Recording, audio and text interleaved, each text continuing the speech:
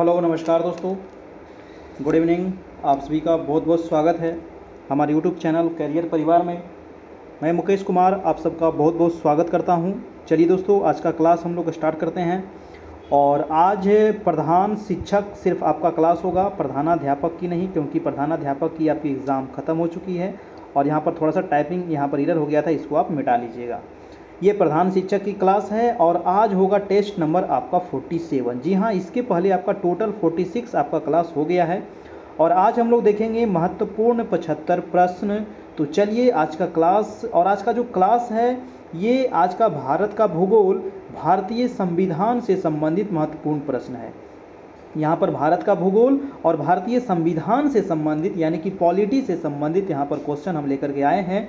और ये काफ़ी इंपॉर्टेंट सेशन होने वाला है आज का, और इसको पूरा हम निचोड़ यहाँ पर आज करने वाले हैं। सभी क्वेश्चनों के खोपड़िया में छेद करने वाले हैं। तो चलिए आज का क्लास शुरू करते हैं। और डेली जो क्लास होती है आपका 9 बजे क्लास होती है। अगर डेली लाइव क्लास में अगर आप जुड़ना चाहते हैं हमसे, तो आपको हमारे व्हाट्सएप ग्रुप में जुड़ना पड़ेगा। और इस ग्रुप में जुड़ने के लिए आपको क्या करना है, तो मात्र आपको 351 का चार्ज लगेगा इसमें जुड़ने के लिए। और यहाँ पर अभी आपको सभी क्लास का आपको पीडीएफ मिल जाएगा। पीडीएफ के अलावा आपको नोट्स मिल जाएगा, जितने भी नोट्स हैं सभी आपको मिल जाएंगे। और इसके अलावा पीछे वाला जो भी वीडियो है वो भी आपको यहाँ पर प्रोवाइड करा दिया जाएगा। और आगे जब तक आपकी एग्ज़ाम ना हो तब तक आपकी क्लास यहाँ पर चलते रहेगी। तो आपको सिर्फ एक बार 351 रुपये का पेमेंट करना है। उसके बाद जब तक आपकी एग्ज़ाम ना हो जाए तब तक आपको पीडीएफ, वीडियो, नोट्स इत्यादि सभी चीज़ ग्रुप में आपको मिलता रहेगा। जी हाँ, तो ये 351 इस नंबर पर पेमेंट करना है। पेमेंट करने के बाद इसी नंबर पर व्हाट्सएप पर आपको स्क्रीनशॉट भेज देना है, जहां आपको ग्रुप में जोड़ दिया जाएगा और वहां पर सारा चीज़ आपको प्रोवाइड करा दिया जाएगा। ठीक है। टेलीग्राम चैनल से भी आप हमारे जुड़ सकते हैं। टेलीग्राम का नाम है आपको कैरियर परिवार। तो टेलीग्राम में जाकर के आप कैरियर परिवार सर्च कीजिएगा तो मेरा चैनल आ जाएगा। उसमें लगभग अभी 1700 लोग जुड़ चुके हैं, तो आप जाकर के देख सकते हैं और उसको ज्वाइन कर लीजिएगा। ठीक है। चलिए दोस्तों, आज का देखते हैं पहला प्रश्न। और सबसे पहले हम लोग स्टार्ट करते हैं भारत का भूगोल से। और भारत के भूगोल में आप आज का काफ़ी इंपॉर्टेंट यहाँ पर प्रश्न है जो आपको एग्जाम में पूछा गया है और पूछे जाने की भी संभावना है काफ़ी। आपको बीपीएससी के द्वारा इस प्रकार का प्रश्न हमेशा पूछा जाता है। चलिए देखते हैं आज का पहला प्रश्न। पहला प्रश्न कह रहा है कि इंडोनेशिया की लदांग कृषि प्रणाली किस प्रकार की है। देखिए, इंडोनेशिया में जो कृषि होता है ना, वो एक लदांग कृषि एक प्रणाली है। उसको किस नाम से जाना जाता है ना। उसको रोपाई कृषि कहते हैं, या फिर स्थानांतरित कृषि, या मिश्रित कृषि, या फिर बागवानी कृषि। देखिए, ये जो लदांग कृषि है ये वेरी इंपॉर्टेंट कृषि है, क्योंकि ये जो कृषि है इस कृषि को हर एक देशों में, दूसरे देशों में अनेक नामों से जाना जाता है। भारत में इसी प्रकार की कृषि को क्या कहा जाता है, झूम की कृषि। भारत में क्या कहते हैं, झूम की खेती नाम सुने होंगे, है ना, जो मेघालय राज्य में होता है भारत में। तो इसी कृषि को भारत में कहते हैं झूम की कृषि, या फिर इसी को कहा जाता है स्थानांतरित कृषि। क्या कहते हैं, स्थानांतरित कृषि। तो यहाँ पर लदांग में क्या, लदांग कृषि जो है दोस्तों ये स्थानांतरित कृषि है इंडोनेशिया में आपका। ठीक है। और इसका जो नाम पड़ा है आपको स्थानांतरित कृषि, या फिर लदांग कृषि, या फिर झूम की कृषि। इसी कृषि का एक अन्य नाम है आपको कर्तन एवं दहन कृषि। क्या कहते हैं इसको, इसी को कहा जाता है कर्तन एवं दहन कृषि। क्या किया जाता है इसमें ना, इस कृषि में क्या किया जाता है कि जो आदिवासी लोग होते हैं वो क्या होते हैं कि सबसे पहले पेड़ों को, जंगलों को काट देते हैं, यानी कि कर्तन कर दिए। फिर उसमें क्या लगा देते हैं, आग लगा देते हैं। और फिर बाद में जो राख बचता है वो उसको खाद के रूप में उपयोग कर लेते हैं। और इस प्रकार से वहाँ पर खेती करते हैं, 3-4 साल लगातार वहाँ खेती करते हैं। फिर जब वो खेत बंजर हो जाता है तो इस जगह को छोड़ करके दूसरे जगह पर चले जाते हैं। तो इसीलिए उसको कहा जाता है स्थानांतरित, यानी कि स्थान को बदल बदल के कृषि करना। ठीक है। तो आंसर हो जाएगा आपका आंसर नंबर बी। ठीक है। इसके बारे में यहाँ पर देखिए थोड़ा सा आपको मैं लिख दिया हूँ कि यह स्थानांतरित कृषि कल्टीवेशन है, यानी शिफ्टिंग है। इसे मैक्सिको में मिल्पा, वेरी इंपॉर्टेंट, जितने चीज़ लिखा गया है ना इसको नोट भी कर लीजिएगा। और ये अगर इसका पीडीएफ पढ़ लेते हैं आपको तो आपको बहुत काम करेगा। और पीडीएफ के लिए आपको बता दिया गया है। मैक्सिको में इस प्रकार की कृषि को मिल्पा कहते हैं, वेनेजुएला में इसको कोनुको कहते हैं, ब्राज़ील में रोका कहते हैं, और मध्य अफ्रीका में मसोले कहते हैं, वियतनाम में इसको रे कहा जाता है, और भारत में इसको झूम की कृषि कहते हैं, इंडोनेशिया में इसको क्या कहते हैं, स्थानांतरित कृषि कहते हैं। तो सभी देशों में ये अलग अलग नामों से जाना जाता है इस प्रकार की कृषि को, और ये हमेशा कई बार एग्जाम में पूछा गया है कि मैक्सिको में इस प्रकार की कृषि को क्या कहते हैं, तो मिल्पा याद रखना है। ब्राजील में रोका, मध्य अफ्रीका में मसोले, तो ये काफ़ी इंपॉर्टेंट सा आपका। दूसरा नंबर पे चलते हैं, आपका कह रहा है कि रंजीत सागर बांध नदी घाटी परियोजना किस नदी पर है। देखिए, इस क्वेश्चन को बताने से पहले सभी लोग को मैं एक बार कहूँगा कि सभी लोग वीडियो को लाइक कर दीजिए। सभी लोग, जितने लोग देख रहे हैं, प्लीज़ आपसे हाथ जोड़कर विनती है, आप लोग वीडियो को लाइक कर दीजिए, और चैनल पर नए हैं, अभी तक सब्सक्राइब नहीं किए हैं तो सब्सक्राइब कर लीजिए चैनल को, और बेल आइकन जरूर प्रेस कर लीजिए ताकि आने वाला जो वीडियो होगा उसका नोटिफिकेशन आपको मिलता रहे। प्रश्न कह रहा है कि रंजीत सागर बांध जो है नदी घाटी परियोजना किस नदी पर यह बनाया गया है। ऑप्शन है रावी, सतलुज, झेलम या फिर सिंधु। क्या होगा, आप लोग अपना अपना नीचे कमेंट करते चलिएगा, और फिर बाद में मैं आपको इसका जवाब दूंगा। तो इसका आंसर हो जाएगा आपको रावी नदी, है ना। रंजीत सागर जो बांध बनाया गया है ये रावी नदी पर बनाया गया है, और रंजीत सागर बांध को थियम डैम भी कहा जाता है। तो ये नोट कर लेना है कि थियम डैम किस बांध को कहा जाता है, तो रंजीत सागर बांध को। यह जल विद्युत परियोजना पंजाब सरकार द्वारा पंजाब और जम्मू कश्मीर राज्य की सीमा पर निर्मित की गई है। तो ये ध्यान रखना है, क्योंकि आजकल जो है ना क्वेश्चन थोड़ा सा डीप में पूछ रहा है, तो आपको थोड़ा सा अंदर जाकर के एकदम पढ़ना है कि नहीं। हाँ, तो एकदम डीप में जाकर के पढ़ना है, और थोड़ा सा समझना है मानचित्र के माध्यम से, और थोड़ा सा ज़्यादा प्रयास करना। आप देखे होंगे प्रधानाध्यापक की जो एग्ज़ाम हुई है, थोड़ा सा क्वेश्चन जा करके डीप में पूछा है। तो याद रखिएगा, ये जो रंजीत सागर बांध है इसे पंजाब सरकार और जम्मू कश्मीर राज्य की सीमा पर निर्मित है। इस झील का 60% भाग जो है वो जम्मू कश्मीर में स्थित है, और इस परियोजना का कार्य जो है 1981 में शुरू हुआ था, और 2001 में यह कार्य पूरा हुआ। इसकी उत्पादन क्षमता जो है वो 600 मेगावाट है आपका। ठीक है, चलते हैं नेक्स्ट प्रश्न, आपका प्रश्न नंबर है 3rd। तीसरा प्रश्न कह रहा है कि महाराष्ट्र सरकार द्वारा बनाया जा रहा बबली प्रोजेक्ट किस नदी पर है। जी हाँ, बबली जो प्रोजेक्ट है ये महाराष्ट्र सरकार के द्वारा बनाया जा रहा है, और ये किस नदी पर स्थित है, बताइए। भीमा नदी, कृष्णा नदी, गोदावरी नदी या फिर पैनगंगा नदी। तो देखिए, गोदावरी नदी के बारे में आपको बहुत बार बताए हैं, और इसका जो आंसर हो जाएगा वो हो जाएगा आपको गोदावरी नदी। गोदावरी नदी जो निकलती है वो यहाँ से निकलती है, आपको यहाँ है गोदावरी नदी निकलने का जगह, और यहीं से निकलती है गोदावरी नदी महाराष्ट्र के नासिक जिला के त्र्यंबकेश्वर गांव से, और ये जाकर के फिर बंगाल की खाड़ी में गिर जाती है आपको गोदावरी नदी। ठीक है, और गोदावरी के बारे में आपको यहाँ पर दिया गया है कि ये जो बबली परियोजना है, ये बांध जो है महाराष्ट्र सरकार द्वारा गोदावरी नदी पर बनाया जा रहा है। इस प्रोजेक्ट पर जल के बंटवारे को लेकर महाराष्ट्र, आंध्र प्रदेश और तेलंगाना के बीच विवाद है। आपको क्वेश्चन पूछा जा सकता है कि बबली जो परियोजना है इसको लेकर के किन किन राज्यों के बीच विवाद है। हमेशा पूछा जाता है, आपको विवाद से संबंधित क्वेश्चन पूछ लिया जाता है। तो ये महाराष्ट्र है, आंध्र प्रदेश और तेलंगाना के बीच ये विवाद है। ठीक है, नेक्स्ट है आपका 3rd नंबर प्रश्न कह रहा है कि वातन क्षेत्र पृथ्वी के स्थल मंडल में कहाँ स्थित है। जी हाँ, ये कहाँ स्थित है, पृथ्वी की सतह के ऊपर, पृथ्वी के सतह के नीचे वाटर लेवल के ऊपर, या पृथ्वी की सतह के नीचे और वाटर लेवल के समानांतर, या पृथ्वी सतह के नीचे व वाटर लेवल के नीचे।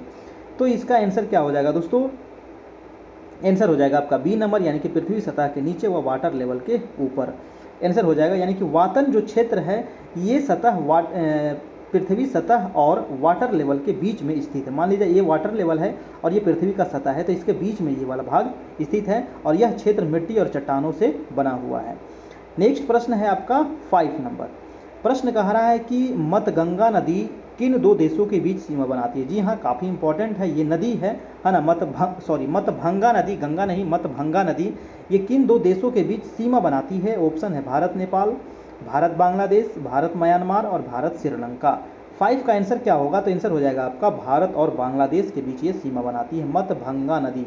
छोटी सी नदी है, ज़्यादा बड़ी नदी ये नहीं है, और ये मतभंगा नदी जो है भारत में कृष्णगंज से होकर के गुजरती है, और यह नदी कई भागों में बटी हुई है आपका।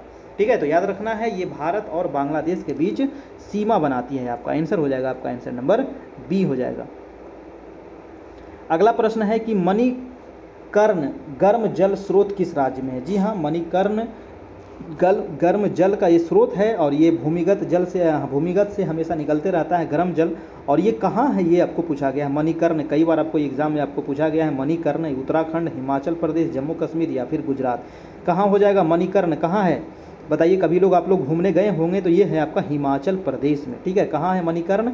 हिमाचल प्रदेश में है, ठीक है।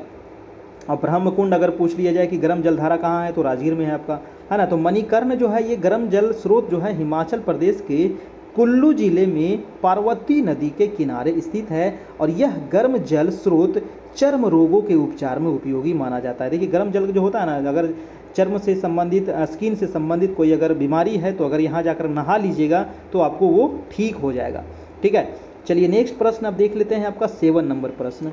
7 नंबर है कि निम्नलिखित में से किस पर्वत को 5 ट्रेजर्स ऑफ ग्रेट शो कहा जाता है? जी हाँ, किस पर्वत को 5 ट्रेजर्स ऑफ ग्रेट शो कहा जाता है? लहोत्से, गॉडविन ऑस्टिन, कंचनजंगा या फिर धौलागिरी।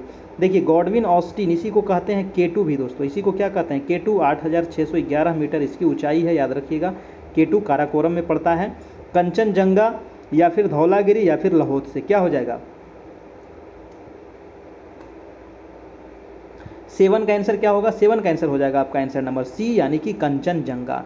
कंचनजंगा जो है ये विश्व की तीसरा सबसे ऊंचा पर्वत है। इसकी ऊंचाई कितनी है? 8586। और यह जो पर्वत है नेपाल और सिक्किम के बीच स्थित है। अगर क्वेश्चन आपको पूछ लिया जाए कि भारत में हिमालय की सबसे ऊंची चोटी कौन सी है? जी हाँ, क्वेश्चन क्या पूछा जाएगा आपको कि भारत में हिमालय की, है ना, हिमालय की सबसे ऊंची चोटी, तो क्या आंसर होगा? भारत में हिमालय की जो सबसे ऊंची चोटी है वो कौन सी है? तो वो है आपको कंचनजंगा, ठीक है। यहाँ हिमालय शब्द लगा दिया गया है। अगर यही क्वेश्चन को घुमा दिया जाए कि भारत की सबसे ऊंची चोटी कौन सी है ना, अगर क्वेश्चन पूछ लिया जाए कि भारत की सबसे ऊंची चोटी, है ना, भारत की सबसे ऊंची चोटी, तो क्या हो जाएगा? सबसे ऊंची चोटी, तब आंसर चेंज हो जाएगा, ठीक है। तब आंसर क्या हो जाएगा आपका? चेंज हो जाएगा। भारत की सबसे ऊंची चोटी कह दिया जाए तो हो जाएगा गॉडविन ऑस्टिन, यानी कि इसी को कहते हैं केटू, ठीक है, इसी को कहते हैं केटू, ठीक है। तो यहाँ पर 2 प्रकार से क्वेश्चन पूछा जाता है, याद रखिएगा। भारत में हिमालय की तो कंचनजंगा, और भारत की तो केटू। इसकी ऊंचाई कितनी है? याद रखना है 8586। और केटू की ऊंचाई कितनी है? 8611 मीटर, ठीक है। 8586 था, ये केटू की ऊंचाई है 8611 मीटर। तो दोनों की ऊंचाई आपको पूछा जाता है। ये दूसरी चोटी है, विश्व की दूसरी सबसे ऊंची चोटी है आपको केटू। और विश्व की सबसे ऊंची चोटी क्या हो जाएगा आपको? माउंट एवरेस्ट, है ना, क्या हो जाएगा? माउंट एवरेस्ट हो जाएगा, जिसकी ऊंचाई कितनी है? 8850 मीटर हो गया है आपका, है ना। ये ऊंचाई क्या हो गया? बढ़ गया अभी वर्तमान में। कहीं कहीं आपको 48 भी मिल सकता है ना, लेकिन अभी इसका ऊंचाई 50 कहीं कहीं आपको देखने को मिलेगा आपको। चलते हैं अगले प्रश्न, आपका 8 नंबर प्रश्न कह रहा है कि तुंगभद्रा बहुउद्देशीय परियोजना किन 2 राज्यों के बीच स्थित है? जी हाँ, तुंगभद्रा नाम ही है आपको तुंगभद्रा, तो किस नदी पर बनाया गया होगा? तो तुंगभद्रा नदी पर बनाया गया होगा, है ना। तुंगभद्रा नदी कहाँ बहती है? तो कर्नाटक में बहती है। तुंगभद्रा नदी दोस्तों किसकी सहायक नदी है? तो तुंगभद्रा नदी जो दोस्तों ये है वो कृष्णा की सहायक नदी है ना। किसकी सहायक है? तो कृष्णा की सहायक नदी है तुंगभद्रा नदी, ठीक है। तो ऑप्शन कह रहा है कि कर्नाटक और आंध्र प्रदेश, कर्नाटक और महाराष्ट्र, कर्नाटक, महाराष्ट्र, आंध्र प्रदेश, कर्नाटक और गोवा, किन 2 राज्यों के बीच ये स्थित है? तो आंसर हो जाएगा आपको कर्नाटक और आंध्र प्रदेश, है ना, कर्नाटक और आंध्र प्रदेश के बीच स्थित है। और तुंगभद्रा बहुउद्देशीय परियोजना का निर्माण जो हुआ था ये 1949 में शुरू हुआ, और 1953 में यह प्रोजेक्ट पूरा हुआ था। और इसकी विद्युत उत्पादन क्षमता है 127 मेगावाट, ठीक है। यहाँ पर शुरू नहीं, यहाँ पर पूरा हो गया था, है ना, इसको कर दीजिएगा, ठीक है। चलिए नेक्स्ट प्रश्न है आपका 9 नंबर, कह रहा है कि सतमाला पहाड़ियाँ किस राज्य में स्थित है? बताइए, सतमाला पहाड़ियाँ। ऑप्शन है गुजरात, उत्तर प्रदेश, महाराष्ट्र या फिर राजस्थान। सतमाला पहाड़ियाँ जो है दोस्तों ये है आपको महाराष्ट्र में। कहाँ है? तो ये हो जाएगा आपका आंसर नंबर सी, यानी कि महाराष्ट्र में है। देखिए, महाराष्ट्र में बहुत सारी पहाड़ियाँ हैं। अगर आप बिहार से महाराष्ट्र अगर जाते हैं तो जैसे ही आप महाराष्ट्र में इन कीजिएगा, है ना, मुंबई आप जाने लगिएगा तो आपको बहुत सारा पहाड़ मिलेगा, है ना, बहुत सारा गुफा से आपको गुजरना पड़ेगा। उसके बाद आप पहुँचिएगा महाराष्ट्र की राजधानी मुंबई, ठीक है। तो सतमाला की जो पहाड़ियाँ हैं वो आपको पड़ती है महाराष्ट्र, यानी कि मुंबई के आसपास है। आंसर हो जाएगा आपका सी नंबर। कह रहा है कि सतमाला पहाड़ियाँ महाराष्ट्र के नासिक जिले में स्थित है और यह सह्याद्री श्रेणी का हिस्सा है। देखिए, सह्याद्री एक नाम नया आप सुन रहे होंगे। ये पश्चिमी घाट जो पर्वत है ना, इसको महाराष्ट्र में कहा जाता है सह्याद्री। ये क्वेश्चन कई बार पूछा गया है कि पश्चिमी घाट पर्वत को पश्चिमी घाट पर्वत को महाराष्ट्र में किस नाम से जाना जाता है? तो सह्याद्री के नाम से जाना जाता है, याद रखिएगा। ठीक है, अगला प्रश्न है आपका 10 नंबर। 10 नंबर कह रहा है कि भारत का 60% नमक किस राज्य द्वारा उत्पादन किया जाता है? यानी कि सबसे अधिक नमक का जो उत्पादन होता है भारत में वो कहाँ होता है? तो आंसर हो जाएगा आपका गुजरात, आंसर नंबर सी हो जाएगा। देखिए हम इसमें थोड़ा सा आप इसको थोड़ा सा चेक भी कर सकते हैं। हमें कहीं कहीं राजस्थान भी देखे हैं, है ना, आप राजस्थान में भी कई बहुत अधिक मात्रा में नमक का उत्पादन होता है, तो इसको थोड़ा सा चेक भी करना पड़ेगा हमें। और ये क्योंकि पुराना डाटा हो सकता है ना, इसको थोड़ा सा मैं चेक कर लूँगा, आप लोग भी थोड़ा सा इसको चेक कर लीजिएगा। ठीक है, यहाँ पर गुजरात आपको दे रहा है, इसको राजस्थान भी हो सकता है, थोड़ा सा इसको चेक कर लीजिएगा। कह रहा है कि भारत विश्व का तीसरा सबसे बड़ा नमक उत्पादक देश है। भारत में 160 लाख टन नमक उत्पादन किया जाता है। गुजरात, राजस्थान, आंध्र प्रदेश, तमिलनाडु भारत में सबसे बड़े नमक का उत्पादन राज्य है आपको। ठीक है, राजस्थान में भी बहुत अधिक नमक का उत्पादन किया जाता है। नेक्स्ट प्रश्न है आपको 12 नंबर। भारत में कच्चे नमक का सर्वाधिक उत्पादन किस राज्य द्वारा किया जाता है? कच्चे नमक, बिहार, असम, पश्चिम बंगाल, कर्नाटक। 11 का आंसर क्या हो जाएगा? कर्नाटक हो जाएगा आपका आंसर, नंबर डी हो जाएगा आपका। कर्नाटक कह रहा है कि भारत के कुल उत्पादन का 60% कच्चा नमक उत्पादन करता है। देखिए, कच्चा नमक कहने का मतलब हुआ कि नमक पहले जो समुद्र के पानी से ही बनता है ना, तो उसको फिर ले जाकर के फैक्ट्री में ले जाकर के उसको साफ़ वगैरह किया जाता है। तो कच्चा जो सबसे अधिक जो निर्माण हो जा रहा है वो आपको कर्नाटक में हो रहा है आपका। ठीक है, फिर उसको ले जाकर के उसको परिष्कृत किया जाता है, सफाई किया जाता है। नेक्स्ट है कि अरुणाचल प्रदेश को पूर्ण राज्य का दर्जा कब मिला था? जी हाँ, अरुणाचल प्रदेश। देखिए, अरुणाचल प्रदेश से कई क्वेश्चन आपको एग्जाम में पूछे जाएंगे, है ना। अरुणाचल प्रदेश से आपका कहाँ पड़ता है? तो आप लोग को पता होगा कि नॉर्थ ईस्ट जो 7 सिस्टर है उसी के अंतर्गत आता है एक अरुणाचल प्रदेश भी। ठीक है, ये रहा आपका भारत का मानचित्र, और भारत के मानचित्र में जो सबसे पूर्वी राज्य है ये रहा सबसे पूर्वी राज्य, है ना। ये जो सबसे पूर्वी राज्य आपको दिख रहा है ये है आपको अरुणाचल प्रदेश। कौन सा राज्य है? अरुणाचल प्रदेश है। और पूर्ण राज्य का दर्जा इसको कब मिला? तो इसको पूर्ण राज्य का दर्जा कब मिला था बताइए। एक क्वेश्चन आपको पूछा जाएगा कि अरुणाचल प्रदेश की सीमा जो है ये किस किस राज्यों से लगी हुई है? तो ये असम से सीमा बना रही है आपका, और आपको नीचे असम के नीचे आपको मिलेगा नागालैंड, है ना, उससे आपको ये सीमा बनाती है। ठीक है, तो ध्यान रखिएगा। ये म्यांमार से भी सीमा बना रही है, चाइना से भी इसका सीमा बन रहा है आपको। ठीक है, तो ये भी ध्यान रखना है आपको। ठीक है, तो इसका जो अरुणाचल प्रदेश को पूर्ण राज्य का जो दर्जा मिला था वो मिला था आपको 1987 ईस्वी में। ठीक है, आंसर हो जाएगा आपका आंसर नंबर सी। कराए कि 20 फरवरी 1987 को अरुणाचल प्रदेश को पूर्ण राज्य का दर्जा दिया गया, और इससे पहले अरुणाचल प्रदेश केंद्र शासित प्रदेश हुआ करता था। 1987 के बाद ये राज्य बन गया। ठीक है, अभी राज्यों की संख्या टोटल कितनी है बताइए सभी लोग।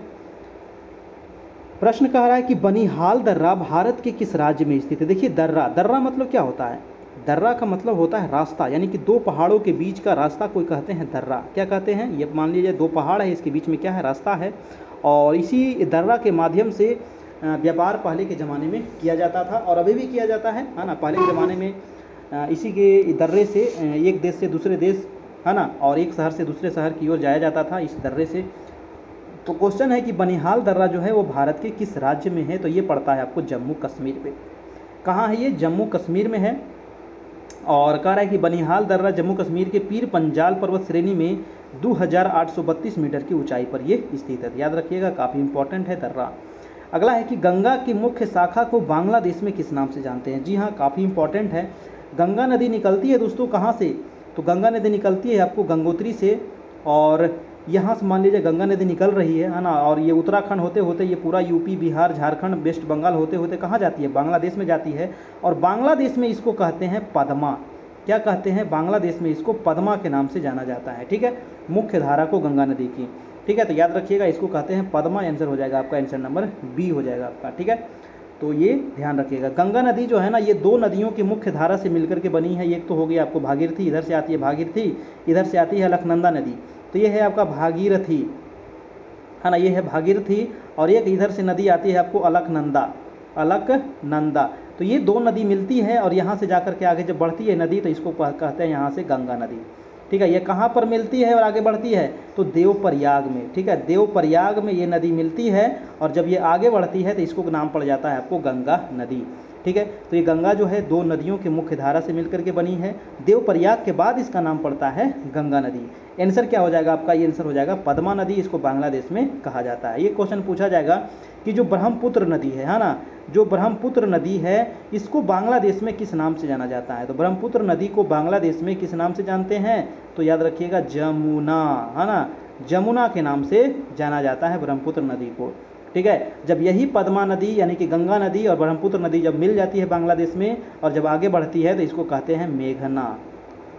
ठीक है, इसी को मेघना नदी के नाम से फिर जाना जाता है। फिर मेघना जाकर के गिरती है कहाँ, बंगाल की खाड़ी में, और सुंदरवन का डेल्टा का निर्माण होता है।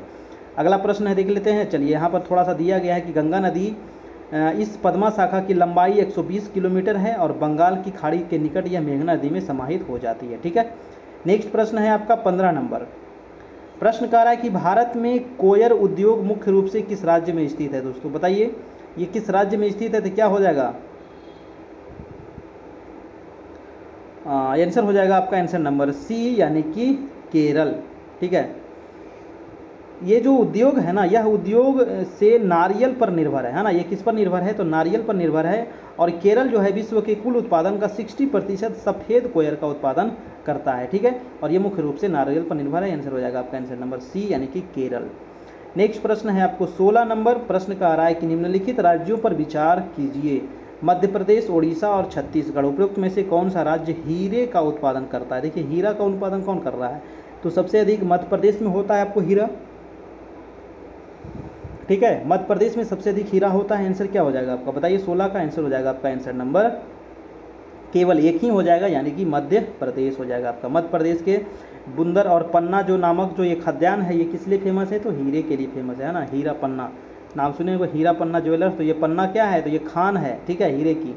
नेक्स्ट है कि थोरियम का मुख्य स्रोत मोनाजाइट सैंड भारत के किस राज्य में प्रमुखता से पाया जाता है। देखिए, थोरियम जो पाया जाता है ना, ये भारत में केरल के बालू तट पर पाया जाता है। ये राज्य है आपका केरल, ये जो राज्य मैं दिखा रहा हूँ ये है आपको केरल, और ये आपको बालू का तट है, यहीं पर आपको पाया जाता है क्या, तो थोरियम। ठीक है, आंसर हो जाएगा आपको Kerala, answer number B. Kerala में देखिए और भी फेमस है साइलेंट वैली। कई बार क्वेश्चन पूछा गया है कि साइलेंट वैली कहाँ है, साइलेंट वैली जो है ये किस राज्य में है, तो साइलेंट वैली जो है ये आपको पड़ता है केरल राज्य में ही। केरल में ही एक पेरियार वन्यजीव अभ्यारण्य भी है, तो याद रखिएगा पेरियार वन्यजीव अभ्यारण्य कहाँ है, पेरियार। ठीक है, पेरियार वन्यजीव अभ्यारण्य कहाँ है, तो ये भी आपको केरल में ही है। कह रहा है कि थोरियम का उपयोग नाभिकीय संयंत्र में ईंधन के रूप में किया जाता है आपको। ठीक है, नेक्स्ट प्रश्न है कि नामचिक नामफुक कोयला क्षेत्र किस राज्य में है। जी हाँ, ये क्वेश्चन कई बार पूछा गया है। नामचिक नामफुक कोयला क्षेत्र है, यहाँ से कोयला निकाला जाता है, और किस राज्य में स्थित है आपको बताना है।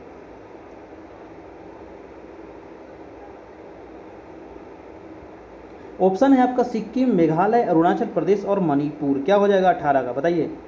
नामचिक नामफुक, नाम थोड़ा सा टेढ़ा लग रहा है आपको, है ना, तो आंसर हो जाएगा आपका अरुणाचल प्रदेश। जी हाँ, ये कहाँ है, अरुणाचल प्रदेश में है। और नामचिक नामपुर कोयला क्षेत्र अरुणाचल प्रदेश के चांगलांग जिले में है ना, कहाँ है, तो चांगलांग जिले में है। अगला है आपका 19 नंबर प्रश्न। प्रश्न कह रहा है कि प्रायद्वीपीय भारत की तट रेखा और अंडमान निकोबार तथा लक्षद्वीप के तट का अनुपात क्या है। जी हाँ, प्रायद्वीपीय भारत की तट रेखा, है ना, 1 मिनट में इसको थोड़ा सा समझा देता हूँ। प्रायद्वीप का मतलब क्या होता है कि वैसा स्थल क्षेत्र जो 3 तरफ से क्या हो, जल से घिरे हुए, उसको कहते हैं प्रायद्वीप। तो कह रहा है कि प्रायद्वीपीय भारत की तट रेखा, प्रायद्वीपीय भारत की तट रेखा की लंबाई कितनी है, बताइए तो। 6100 किलोमीटर लंबाई है। ठीक है, 6100 किलोमीटर लंबाई है। अंडमान निकोबार तथा लक्षद्वीप के तट की लंबाई कितना है। अब तो देखिए, टोटल जो लंबाई है ना भारत की जो तट रेखा की है वो है 7516.6। टोटल जो लंबाई है वो है 7516.6। और अगर मेन जो अगर प्रायद्वीप की किया जाए तो इसका है 6100 किलोमीटर, है ना। और सिर्फ अगर यहाँ पर कह दिया अंडमान निकोबार और लक्षद्वीप, तो अंडमान निकोबार आपको यहाँ पर ही है, लक्षद्वीप आपको यहाँ पर ही है। तो ये दोनों को अगर माइनस कर देंगे और उसको फिर अनुपात निकालेंगे तो आंसर क्या होगा, है ना। थोड़ा सा क्वेश्चन को घुमा दिया है आपको, है ना, थोड़ा सा क्वेश्चन को घुमा दिया गया है। तो ये 7516.6 में अगर 6100 अगर माइनस कर दीजिएगा तो निकल जाएगा आपको अंडमान निकोबार का और लक्षद्वीप का यहाँ पर तट रेखा, है ना, कितनी लंबाई है। और फिर दोनों का क्या निकाल देंगे, अनुपात निकाल देंगे, क्योंकि अनुपात आपको पूछ रहा था। ठीक है, तो इसका जो आंसर आएगा वो आंसर आ जाएगा आपको आंसर नंबर बी, कह रहा है कि भारत की कुल तटरेखा की लंबाई कितना है, 7517 यहाँ पर दिया है, ऐसे 7516.6 ही है ना। यहाँ पर एग्जैक्ट आपको दे दिया है 7517 है ना, लेकिन 7516.6 अगर ऑप्शन में रहे तो आपको यही टिक करना है, ठीक है। कह रहा है कि प्रायद्वीपीय भारत की तटरेखा 5423 किलोमीटर है, जबकि अंडमान निकोबार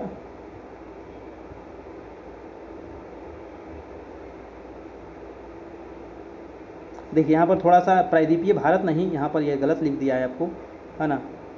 प्रायद्वीपीय भारत की जो तट रेखा है वो तो आपको 6100 किलोमीटर है, थोड़ा सा यहाँ पर मिस्टेक हो गया, यहाँ पर 6100 किलोमीटर हो जाएगा आपका, ठीक है, क्योंकि प्रायद्वीपीय भारत की जो लंबाई है टोटल वो 6100 किलोमीटर है। प्रायद्वीपीय भारत की तट रेखा की लंबाई 6100 किलोमीटर है। अंडमान निकोबार द्वीप समूह और लक्षद्वीप की लंबाई इतना हो जाएगा। अब ये दोनों का क्या करना है, अनुपात निकाल देना है आपको, फिर आ जाएगा आपको, है ना, इसका और इसका अनुपात निकालिएगा तो आंसर आ जाएगा आपका, आंसर नंबर बी आएगा आपका, ठीक है। चलिए, बस इस प्रकार का क्वेश्चन देखिए नहीं पूछा जाता है। मैं इसका आपको एक चीज़ आप ध्यान रखिएगा कि अगर पूछ दिया जाए कि भारत के प्रमुख, है ना, भारत के मुख्य भूमि की लंबाई कितनी है ना, मुख्य भूमि तटीय रेखा की लंबाई कितनी है, तो सिंपल याद रखना है 6100 किलोमीटर, ठीक है। अगर पूछ लिया जाए कि पूरे, है ना, पूरे तटीय रेखा की लंबाई कितनी है, तो पूरा में कौन आ जाएगा, अंडमान निकोबार भी आ जाएगा, इसमें लक्षद्वीप भी आ जाएगा, तब इसका हो जाएगा आपको 7516.6, ठीक है। अगर पूरा पूछे तो इतना और सिर्फ आपको मुख्य भूमि का पूछे तो 6100 हो जाएगा, ठीक है। तो ये दोनों याद रखना है और फिर इसी से आपको अनुपात यहाँ पर पूछ लिया गया है। प्रश्न देखते हैं आपका 20 नंबर, कह रहा है कि मालवा पठार मुख्य रूप से किन राज्यों में स्थित है। जी हाँ, मालवा का पठार, कई बार क्वेश्चन आपको पूछा गया है मालवा के पठार के बारे में। तो मालवा का पठार कहाँ पड़ता है दोस्तों, देखिए अगर भारत का मानचित्र देखिएगा तो मालवा का पठार आपको आ जाएगा ये मध्य प्रदेश में, ठीक है। ये गुजरात वाला भाग भी थोड़ा सा इसमें आ जाएगा, है ना, थोड़ा सा राजस्थान वाला भाग आ जाएगा इसमें, और यानी कि जो मुख्य रूप से है वो आपको यहाँ पर ही है, ठीक है, ये वाला भाग में ये है आपको पूरा मालवा का पठार। तो ये हो जाएगा मध्य प्रदेश, गुजरात और राजस्थान, आंसर नंबर हो जाएगा आपका ये नंबर, ठीक है। चलिए, मालवा का पठार कह रहा है कि मालवा पठार मध्य भारत में स्थित है और यह पठार लगभग 81,767 वर्ग किलोमीटर क्षेत्र में ये फैला हुआ है। अगला है आपका 21 नंबर, कह रहा है कि 2010 में किस बंदरगाह को भारत का 13 प्रमुख बंदरगाह घोषित किया गया था। देखिए भारत में अभी मुख्य रूप से जो बड़े बड़े बंदरगाह हैं वो 13 बंदरगाह है ना। बंदरगाह किसी को कहते हैं, तो जो पानी वाले जहाज होते हैं यहाँ पर आकर के लगते हैं, ठीक है। और तो ये जो मुख्य रूप से अभी 13 है। तो सबसे लास्ट वाला पूछ रहा है कि 13वां मुख्य बंदरगाह घोषित किया गया था किसको, तो आंसर हो जाएगा आपको पोर्ट ब्लेयर को, है ना। पोर्ट ब्लेयर जो था वो 13वां ये बंदरगाह था आपका, आंसर नंबर हो जाएगा आपका डी नंबर। ये अंडमान निकोबार पड़ता है ना। पोर्ट ब्लेयर बंदरगाह अंडमान निकोबार द्वीप समूह में स्थित है आपका। नेक्स्ट चलते हैं आपका कि बाबा बुदन की पहाड़ी। जी हाँ, कई बार क्वेश्चन पूछा गया है बाबा बुदन की पहाड़ी। देखिए बाबा बुदन की जो पहाड़ी है ना, ये आपको पड़ता है कर्नाटक में। कर्नाटक राज्य है आपको यहाँ पर ही, महाराष्ट्र के नीचे देखिएगा कर्नाटक और यहाँ पर ही छोटा सा मिलेगा आपको गोवा। तो आंसर हो जाएगा आपका कर्नाटक, है ना, बाबा बुदन की पहाड़ी, ठीक है। चलिए नेक्स्ट प्रश्न है, बाबा बुदन की पहाड़ी जो है ना, यहाँ पर कॉफ़ी का उत्पादन होता है आपका, ठीक है। अगला प्रश्न है आपका, प्रश्न देखिए यहाँ पर कह रहा है कि बाबा बुदन की पहाड़ियाँ कर्नाटक के चिकमंगलूर में स्थित है और यह समुद्र तल से 1895 मीटर ऊंचाई पर स्थित है आपका। नेक्स्ट प्रश्न है आपका 23 नंबर, प्रश्न एक निम्नलिखित राज्यों पर विचार कीजिए। मध्य प्रदेश, महाराष्ट्र, उड़ीसा। कह रहा है कि छत्तीसगढ़ राज्य का निर्माण किन राज्यों के हिस्से से बनाया गया। जी हाँ, छत्तीसगढ़ जो बना था ना वो बना था आपको 2000 ईस्वी में, है ना। 2000 ईस्वी में 3 राज्य बना था, एक तो छत्तीसगढ़ और दूसरा उत्तराखंड और तीसरा आपको झारखंड राज्य बना था। तो छत्तीसगढ़ भी बना था आपको 2000 में ही और ये आपको कटा था मध्य प्रदेश से। तो आंसर हो जाएगा आपका केवल 1 हो जाएगा आपका, ठीक है।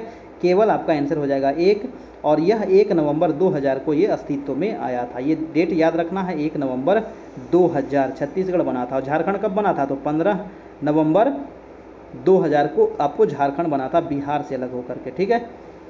अगला है कि भारत का सबसे लंबा राष्ट्रीय राजमार्ग कौन सा है। जी हाँ, भारत का सबसे लंबा राष्ट्रीय राजमार्ग जो ऑप्शन में दिया गया है यहाँ पर गलत दे दिया गया है, इसको थोड़ा सा आप सुधार लीजिएगा। जो वर्तमान में जो राष्ट्रीय राजमार्ग जो सबसे लंबा है वो NH 44 है आपका, ठीक है। NH 44 जो है ये सबसे लंबा राष्ट्रीय राजमार्ग है। आंसर हो जाएगा आपका आंसर नंबर ए।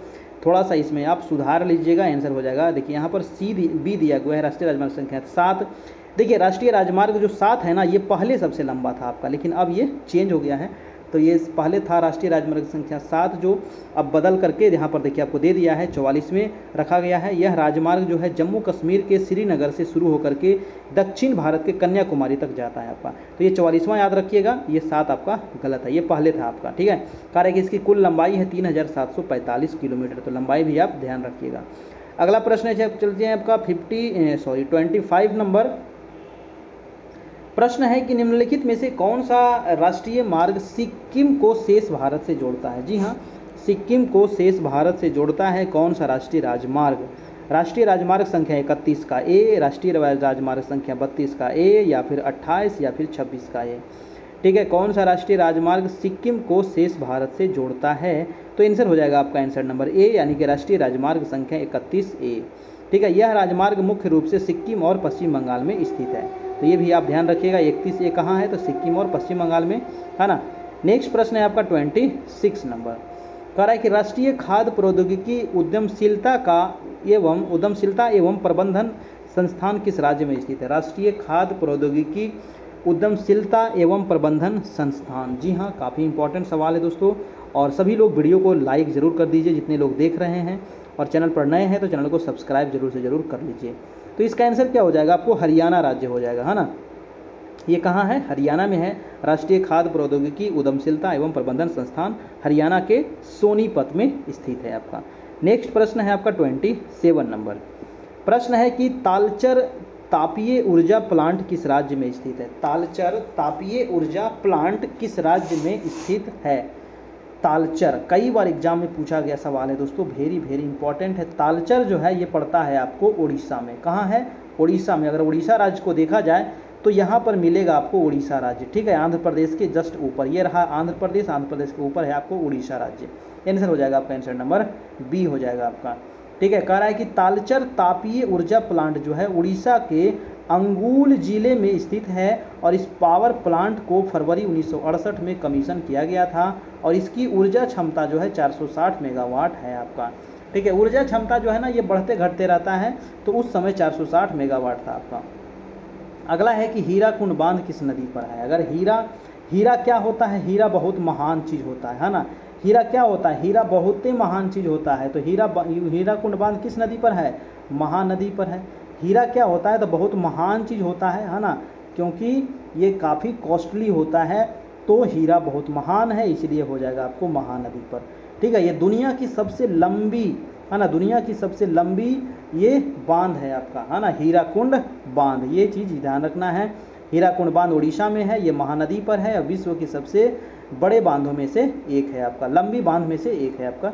अगला है आपका 29 नंबर कि स्टील वेल रोड भारत को किस पड़ोसी देश से जोड़ता है। जिसको तो स्टील वेल रोड भारत को किस पड़ोसी देश से जोड़ता है, चीन, भूटान, बांग्लादेश या फिर पाकिस्तान। आंसर हो जाएगा आपका चीन से ये जोड़ता है। कह रहा है कि स्टील वेल रोड भारत के लेडो को म्यांमार से होते हुए चीन के कुनमिंग से ये जोड़ा जाता है आपका। ठीक है, चलिए आंसर हो जाएगा आपका चाइना। अगला है कि गुरु शिखर चोटी किस राज्य में है। बहुत इंपॉर्टेंट प्रश्न है, गुरु शिखर नाम ही है गुरु, है ना। तो ये गुरु किस राज्य में है, नाम सुने होंगे आप। अब अरावली पर्वत की, ये मैं पर्वत बनाया, ये कौन सा पर्वत है, ये है अरावली पर्वत। ठीक है, कौन सा पर्वत है, अरावली पर्वत है। अरावली की जो सबसे ऊंची चोटी है उसका नाम है गुरु शिखर। अरावली की जो सबसे ऊंची चोटी है ये गुरु शिखर है, और ये कहाँ है, तो ये माउंट आबू में है। कहाँ है, माउंट आबू, ये राजस्थान में पड़ता है ना, माउंट आबू में है। ठीक है, आंसर हो जाएगा आपका आंसर नंबर सी, यानी कि राजस्थान। किस राज्य में है, राजस्थान में है। और गुरु शिखर राजस्थान में स्थित है, समुद्र तल से 1722 मीटर इसकी ऊंचाई है। ठीक है, कह रहा है कि यह माउंट आबू से 15 किलोमीटर दूर स्थित है आपका। ठीक है, कह रहा है कि क्वेश्चन है कि 1 घंटे के अंतर के लिए कितने देशांतर की आवश्यकता होती है। बहुत इंपॉर्टेंट प्रश्न है आपका, है ना, कि 1 घंटे के अंतर के लिए बताइए कितने देशांतर की आवश्यकता होती है। देखिए 1 घंटा, 1 डिग्री पृथ्वी जो 24 घंटा में एक चक्कर लगा लेती है। हमारी जो पृथ्वी है ना, हमारी जो पृथ्वी है वो 24 घंटा में क्या करती है, 1 चक्कर लगाती है। 1 चक्कर लगाने का मतलब क्या हुआ कि 360 डिग्री घूमती है। 1 चक्कर लगाने का मतलब क्या हुआ, 360 डिग्री घूमती है। 24 घंटा में 360 डिग्री, तो 1 घंटा में कितना डिग्री, 15 डिग्री। 1 घंटा में यानी कि 1 आवर में कितना डिग्री, 15 डिग्री। तो 1 आवर को अगर आप यहाँ पर 60 में बदल देते हैं तो 15 डिग्री घूमने में कितना लग रहा है, 60 मिनट। अगर इसको मिनट में चेंज कर देते हैं ना, तो 1 डिग्री घूमने में कितना लगेगा, 60/15 यानी कि 15 चौक 60। अब देखिए 1 डिग्री घूमने में कितना समय लग गया, 4 मिनट यहाँ पर निकल के आ गया। क्वेश्चन क्या कह रहा था कि 1 घंटे के अंतर के लिए कितने देशांतर लगेगा। 1 घंटे में क्या हो जाएगा, यहाँ पर 15 डिग्री आपका आंसर निकल जाएगा। यही क्वेश्चन कभी कभी पूछ लिया जाता है कि 1 डिग्री घूमने में कितना लगेगा, तो 4 मिनट लगेगा। तो ये दोनों सवाल आप याद रखिएगा, 1 डिग्री घूमने में 4 मिनट, ठीक है, और 24 घंटा घूमने में तो 360 डिग्री घूम जाएगा। नहीं, 360 डिग्री घूमने में कितना समय लगेगा, तो 24 घंटा लगेगा, ठीक है। तो कैसे अगर पूछे आपको एग्जाम में तो आपको बना देना है आपको। अगला प्रश्न है, अच्छा इसका आंसर हो जाएगा 15 डिग्री। कह रहा है कि सामान्यतया 15 डिग्री देशांतर पर समय में 1 घंटे का अंतर होता है आपका। नेक्स्ट है आपका 32 नंबर प्रश्न है कि पश्चिम बंगाल में स्थित कूच बिहार किस उद्योग के लिए प्रसिद्ध है। जी हाँ, पश्चिम बंगाल में है कूच बिहार, और ये किस लिए फेमस है, तो आंसर हो जाएगा आपका रेशम उद्योग के लिए। जी हाँ, किस लिए, तो रेशम उद्योग के लिए फेमस है आपको कूच बिहार।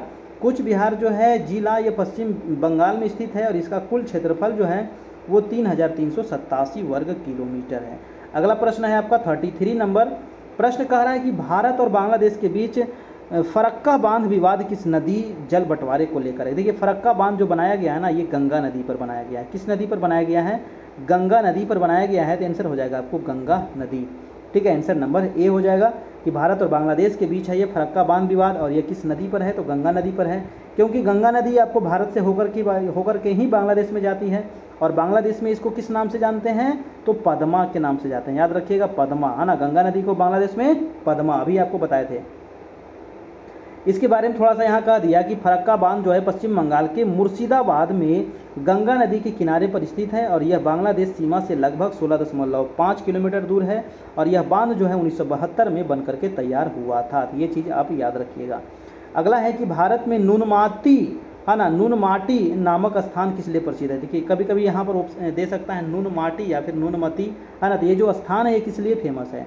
देखिए तो नुनमाटी जो है ना, ये आपको पेट्रोलियम उद्योग के लिए फेमस है। आपका किस लिए है, तो पेट्रोलियम उद्योग के लिए फेमस है। आंसर हो जाएगा आपका, आंसर नंबर बी हो जाएगा आपका, पेट्रोलियम। ये है किस लिए और है कहाँ, तो ये पड़ता है आपको असम में। कहाँ है, तो ये नुनमाटी जो है असम के गुवाहाटी में स्थित है, और यह पेट्रोलियम उद्योग के लिए प्रसिद्ध है। और इस स्थान पर इंडियन ऑयल कंपनी द्वारा पहला तेल शोधन कारखाना शुरू किया गया था। अगर क्वेश्चन पूछा जाए कि भारत में प्रथम बार कहाँ पर ये तेल का उत्पादन शुरू हुआ था, तो वो हुआ था आपको असम के डिगबोई में, है ना, असम के डिगबोई में हुआ था आपका। नेक्स्ट है कि राउरकेला और दुर्गापुर स्टील प्लांट की संकल्पना किस पंचवर्षीय योजना की है आपका। देखिए राउरकेला और दुर्गापुर, जी हाँ, राउरकेला और दुर्गापुर जो स्टील प्लांट है ये किस पंचवर्षीय योजना में बनाई गई थी, तो ये बनी थी आपको दूसरी पंचवर्षीय योजना में, ठीक है। कब बनी थी, दूसरी पंचवर्षीय योजना में बनी थी। आंसर हो जाएगा आपका बी नंबर। और इसको बता दूं कि 1956 से लेकर के 61 तक दूसरी पंचवर्षीय योजना आपका चली थी, हाँ ना, और इसी में बनाया गया था आपको राउरकेला स्टील प्लांट जो बना था ये जर्मनी की सहायता से बना था, और 1961 में ये बनाया गया था। और दुर्गापुर स्टील प्लांट जो बनाया गया था 1956 में, और दुर्गापुर किसकी सहायता से बताइए, तो ये हो जाएगा ब्रिटेन की सहायता से, है ना, ब्रिटेन की सहायता से बना था आपको दुर्गापुर, और राउरकेला जो बना था वो जर्मनी की सहायता से बना था आपका, ठीक है। तो ये चीज़ क्वेश्चन कई बार आपको पूछा गया है। इसकी स्थापना कब हुई थी ये भी पूछा गया है ना, तो ये भी दोनों चीज़ ध्यान रखिएगा, इसमें भी आपका। तो ये रहा दोस्तों आज का प्रधान शिक्षक के लिए ये ज्योग्राफी का सवाल। अभी आपका क्लास ख़त्म नहीं हुआ है, अभी आपको पॉलिटी का क्लास आना बाकी है। और मैं आपको बता दूं कि आप इसका पीडीएफ कैसे ले सकते हैं। तो पीडीएफ लेने के लिए आपको क्या करना है, आज जो टेस्ट है 47 नंबर टेस्ट है, इसके पीछे वाला भी पीडीएफ आपको मिल जाएगा, और इसके आगे भी जो भी क्लास होगा उसका भी पीडीएफ आपको मिलता रहेगा। पीडीएफ लेने के लिए आपको हमारे व्हाट्सएप ग्रुप में जुड़ना पड़ेगा, और व्हाट्सएप ग्रुप में जुड़ने के लिए आपको इस नंबर पर, जो नंबर दिख रहा है आपको स्क्रीन पर 7857824310, आपको सिर्फ एक बार इस पर 351 रुपये का पेमेंट करना है। पेमेंट करने के बाद जब तक आपकी एग्ज़ाम न हो जाए तब तक आपको पीडीएफ, वीडियो, नोट्स सभी चीज़ ग्रुप में आपको मिलता रहेगा, ठीक है। पीछे वाला भी आपको सारा चीज़ मिल जाएगा, और आगे आपको जो भी क्लास होगा लगभग 80 टेस्ट आप लोग का होगा आपका, ठीक है, लगभग 80 टेस्ट होगा, ठीक है। तो आप लोग अभी तक नहीं जुड़े हैं तो इससे जुड़ जाइए, आपको ये पीडीएफ सारा मिल जाएगा। इसके अलावा आपको नोट्स भी दिया जाएगा, उसको भी आप पढ़ करके तैयारी कर सकते हैं। और जो लोग भी पेमेंट करेंगे इस नंबर पर स्क्रीनशॉट जरूर ले लेंगे, ताकि वो स्क्रीनशॉट हमारे व्हाट्सएप पर भेज दें और फिर वहाँ पर मिल जाएगा आपको सारा चीज़ मटेरियल। और ये हमारा टेलीग्राम ग्रुप भी है, टेलीग्राम चैनल पर जा करके आप कैरियर परिवार सर्च कीजिएगा, मेरा चैनल आ जाएगा, वहाँ पर भी टेस्ट वगैरह होते रहता है, यहाँ से भी आपकी तैयारी काफ़ी अच्छी हो जाएगी। ठीक है, तो कैरियर परिवार जो हमारा टेलीग्राम ग्रुप है उसको आप जरूर से जरूर ज्वाइन कर लीजिएगा। ठीक है, चलिए नेक्स्ट प्रश्न देखते हैं। अब जो हम लोग देखने वाले हैं वो भारतीय संविधान से संबंधित महत्वपूर्ण प्रश्न है। ठीक है, भारतीय संविधान से संबंधित। चलिए, और पहला सवाल क्या कह रहा है?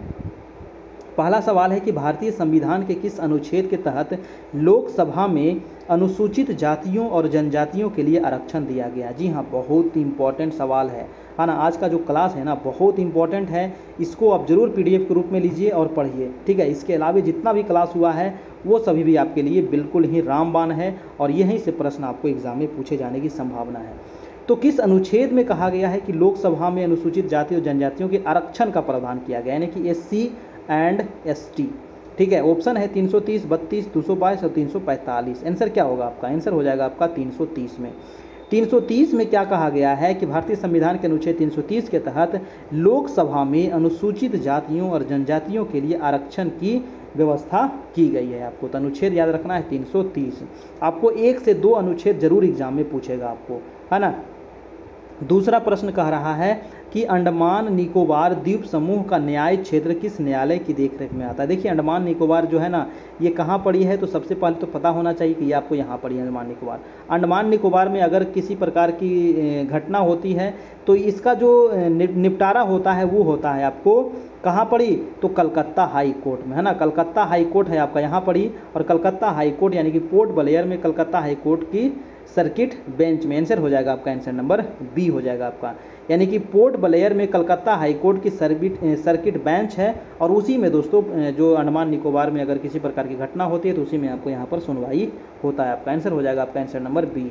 ठीक है, यहाँ पर देखिए दे दिया थोड़ा सा कि अंडमान निकोबार द्वीप समूह के न्याय क्षेत्र के न्याय का कार्य पोर्ट ब्लेयर में कलकत्ता हाईकोर्ट की खंडपीठ करती है। आपका अगला है कि केंद्र शासित प्रदेश लक्षद्वीप के न्यायिक क्षेत्र का कार्य कौन करता है? बहुत इंपॉर्टेंट है। अभी तो आप देख लिए कि आपका जो अंडमान निकोबार है इसका काम कौन करेगा, तो कलकत्ता हाई कोर्ट करेगा। अब यहाँ क्वेश्चन है कि ये लक्षद्वीप है तो लक्षद्वीप का कार्य कौन करेगा, तो केरल हाई कोर्ट, है ना। लक्षद्वीप का कार्य कौन करेगा, तो केरल हाई कोर्ट करेगा, क्योंकि इसके बगल में है आपका यहाँ पर केरल, तो केरल हाई कोर्ट करेगा आपका। ठीक है, तो आंसर हो जाएगा आपका केरल हाई कोर्ट, यानी कि केरल हाई कोर्ट केरल और लक्षद्वीप का हाई कोर्ट है। यह कहाँ है, तो कोच्चि में है। ये भी पूछा जाता है। इसकी स्थापना कब हुई, तो 1956 में हुई थी।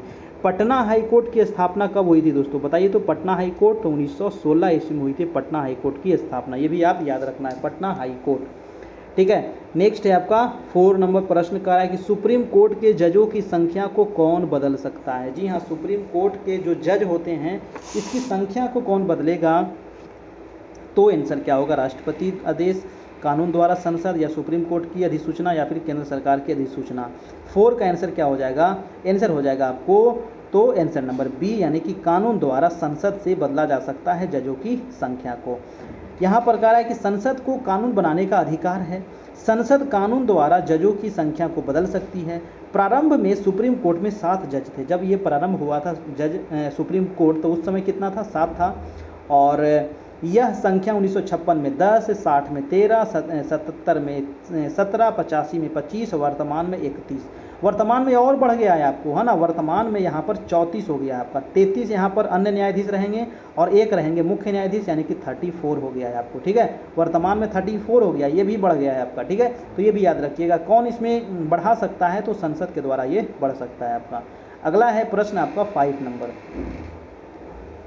प्रश्न है कि सुप्रीम कोर्ट के मुख्य न्यायाधीश के रूप में कार्य करने के लिए व्यक्ति को उच्च न्यायालय में कम से कम कितने वर्ष तक कार्य करना चाहिए? जी हाँ, आप कितने वर्ष तक उच्च न्यायालय में काम किए हुए रहेंगे तभी आप सुप्रीम कोर्ट में मुख्य न्यायाधीश के रूप में कार्य कर सकते हैं। ऑप्शन है 10 वर्ष, 12 वर्ष, 15 वर्ष या फिर 20 वर्ष। क्या हो जाएगा? आंसर नंबर 10 साल हो जाएगा। कम से कम आपको 10 साल यहाँ पर कार्य किए हुए होना चाहिए। कह रहा है कि सुप्रीम कोर्ट के जज बनने की एक प्रमुख योग्यता है कि व्यक्ति कम से कम 10 वर्ष तक किसी उच्च न्यायालय के न्यायाधीश के रूप में कार्य कर चुका हो, तभी वो बन सकता है। ठीक है, तो याद रखना है 10 वर्ष। अगला प्रश्न है आपका 6 नंबर, कह रहा है कि दिल्ली को एनसीटी यानी कि राष्ट्रीय राजधानी प्रदेश संविधान के किस संशोधन में बनाया गया था? जी हाँ, तो दिल्ली को एनसीटी यानी कि राष्ट्रीय राजधानी प्रदेश कब बनाया गया था, किस संशोधन में बनाया गया था? 6 का क्या होगा आपका आंसर हो जाएगा बी नंबर, यानी कि 69वें संविधान संशोधन। और ये हुआ था 1991 में, जिसके अंतर्गत दिल्ली को विशेष केंद्र शासित प्रदेश का दर्जा दिया गया था। एनसीटी की स्थापना 1 फरवरी 1992 को हुई थी, याद रखिएगा 1 फरवरी 1992। ठीक है, जितने सवाल हैं ना आपके लिए काफ़ी इंपॉर्टेंट प्रश्न है।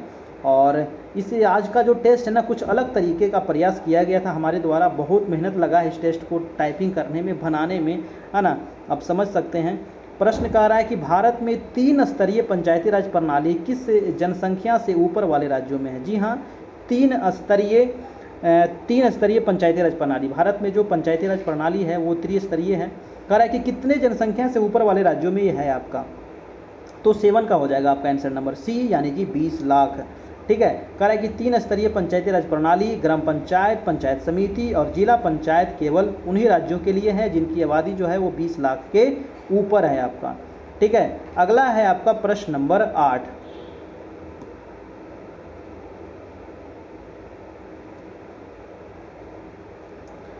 आठ नंबर प्रश्न कह रहा है कि भारत में एक राज्य में कार्यकारी शक्ति के संदर्भ में निम्नलिखित में से कौन सा कथन सही है?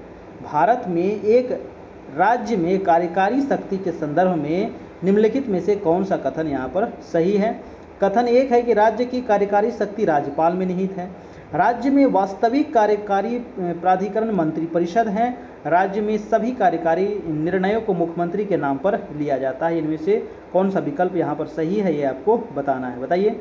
तो यहाँ पर जो हो जाएगा केवल 1 और 2 यहाँ पर बिल्कुल सही है ना। सही पूछ रहा था तो केवल 1 और 2 यहाँ पर सही हो जाएगा, यानी कि राज्य की कार्यकारी शक्ति राज्यपाल में निहित है और राज्य में वास्तविक कार्यकारी जो प्राधिकरण होता है वो मंत्री परिषद ही होता है, नाम मात्र का राज्यपाल होता है आपका, है ना। तो 1 और 2 आपका यहाँ पर सही है। तीसरा बयान सही नहीं है क्योंकि राज्य में कार्यकारी निर्णय राज्यपाल के नाम पर लिया जाता है आपका। ठीक है, चलिए अगला प्रश्न है आपका 9 नंबर। प्रश्न कह रहा है कि निम्नलिखित में से कौन राज्यपाल को उसके कार्यकाल से हटा सकता है? जी हाँ, राज्यपाल को कौन हटा सकता है? जी हाँ, राज्यपाल का जो कार्यकाल होता है वो 5 वर्ष का होता है ना। मिनिमम जो मतलब कि एक जो नियम है वो 5 वर्ष का होता है, लेकिन 5 वर्ष से पहले भी इनको राष्ट्रपति के द्वारा हटाया जा सकता है। तो आंसर हो जाएगा आपका आंसर नंबर सी हो जाएगा आपका 9 का, है ना। राष्ट्रपति के द्वारा इनको हटाया जा सकता है ना। राज्यपाल जो राष्ट्रपति के प्रसाद पर्यंत पर कार्य करते हैं, मतलब कभी भी ये इनको हटाया जा सकता है राष्ट्रपति के द्वारा। ठीक है, राष्ट्रपति राज्यपाल को हटा सकता है। अगला प्रश्न है आपका 10 नंबर। कह रहा है कि भारत की निम्नलिखित आधिकारिक भाषाओं पर विचार कीजिए। जी हाँ, भारत में अभी टोटल जो भाषा की संख्या है वो 22 भाषा को मान्यता दिया गया है ना। कितने अनुसूची में? तो 8वीं अनुसूची में इसका वर्णन किया गया है। 8वीं अनुसूची में 22 भाषाओं का वर्णन किया गया है। भारतीय संविधान में अभी 22 भाषा को मान्यता दिया गया है। इसमें और भी बहुत सारे भाषा को मान्यता देने के लिए चर्चा उठते रहती है, लेकिन वर्तमान में 22 भाषा है आपका। कह रहा है कि इस पर विचार करना है। सिंधी, नेपाली, कोंकणी, मणिपुरी, बोडो, संथाली, सांथाली, कोंकणी, डोगरी और मैथिली। अब नीचे कह रहा है कि 2003 में 92वें संविधान संशोधन 8वीं अनुसूची में उपरोक्त में से कौन सी भाषाएं यहाँ पर जोड़ी गई थी? जी हाँ, 2003 ईस्वी में यहाँ पर जोड़ा गया था दोस्तों। आपका आंसर हो जाएगा सी नंबर, यानी कि 3 और 5 यहाँ पर हो जाएगा। 1967 में सिंधी जोड़ा गया, 92 में आपको कोंकणी, मणिपुरी, नेपाली जोड़ा गया, 2003 में बोडो, मैथिली, संथाली और डोगरी, है ना। बोडो, डोगरी, मैथिली, संथाली, यहाँ पर 4 भाषा जोड़ा गया था आपको 2003 में। तो आंसर हो जाएगा बोडो, कहाँ गया आपको, बोडो, डोगरी और मैथिली और संथाली, यानी कि ये 3 और 5 यहाँ पर सही है। ठीक है, 3 और 5 यहाँ पर सही है। आंसर हो जाएगा आपका आंसर नंबर सी हो जाएगा आपका। ठीक है, आंसर नंबर सी। याद रखिएगा, ये क्वेश्चन कई बार पूछा जाता है। सिंधी के बारे में भी पूछा गया। सिंधी को कब जोड़ा गया था? तो 1967 में जोड़ा गया था। कोंकणी को कब जोड़ा गया? 92 में। मणिपुरी को भी 92 में और नेपाली जोड़ा गया था 92 में, है ना। तो कोंकणी, मणिपुरी और नेपाली 3 भाषा जोड़ा गया था 92 में, और 2003 में 4 भाषा जोड़ा गया। तो 4 और 3 7 और 1 8 भाषा।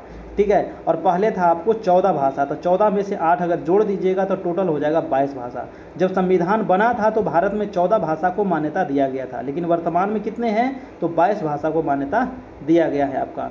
अगला प्रश्न है आपका 11 नंबर। कह रहा है कि निम्नलिखित धार्मिक समुदायों पर विचार कीजिए। सिख धर्म, बौद्ध धर्म, जैन धर्म और फारसी धर्म, इनमें अल्पसंख्यकों का दर्जा किसे मिला हुआ है? अल्पसंख्यक, अल्पसंख्यक का मतलब क्या होता है? जिसकी संख्या क्या हो? बहुत अल्प हो, मतलब कि कम हो, है ना। तो सिख भी बहुत कम है, बौद्ध भी कम है, जैन भी कम है, फारसी भी कम है।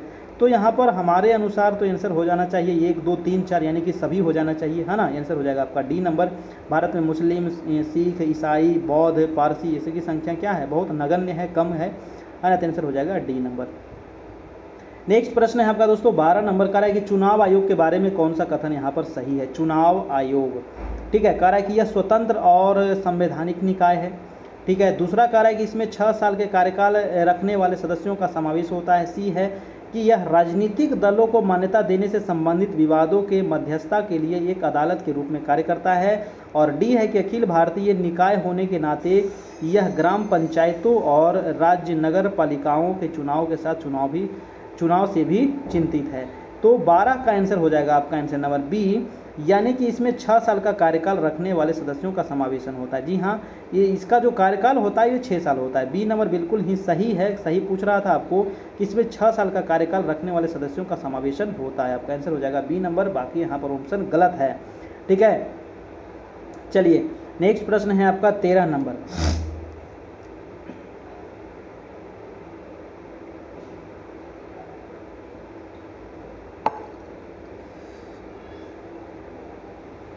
तेरह नंबर प्रश्न कह रहा है कि संविधान के निम्नलिखित अनुच्छेदों पर ध्यान दीजिए। अनुच्छेद 72 है राष्ट्रपति का क्षमादान शक्ति, ठीक है। अनुच्छेद 143 है सुप्रीम कोर्ट के सलाहकार क्षेत्राधिकार। 360 है वित्तीय आपात, ये भी सही है। अनुच्छेद 148 से 51 में है भारत के अटॉर्नी जनरल की शक्तियां और कार्य। इनमें से कौन सा मिलान यहाँ पर सही दिया गया है, ये आपको बताना है।